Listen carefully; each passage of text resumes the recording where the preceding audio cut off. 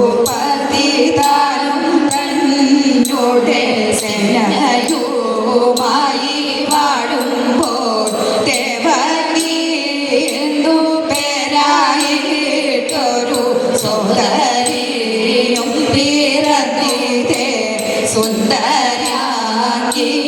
ദേവകിക്കെതിരില്ല നാരിമാരെങ്ങുമേ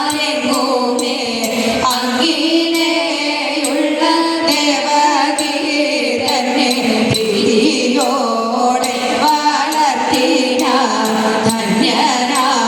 വസുദേവർക്കു കംസൻ ദേവകിയെയും നൽകിന സ്ത്രീധനത്തിനു വേണ്ടതൊക്കെയും വേണ്ടുവോളം കൊടുത്തുടൻ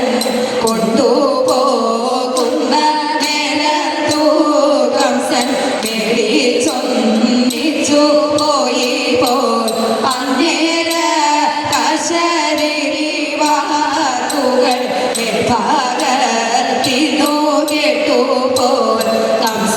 നിന്നോട് സോദരി തന്നെ 8 പുത്രൻ ഇറക്കുമ്പോൾ ഇന്നിവൾ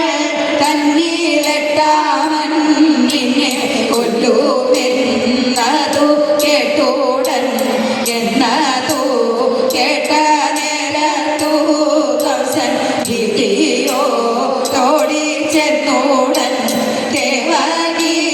തന്നെ കൊല്ലുവാനായി വാളുമോങ്ങി പീഡിച്ചു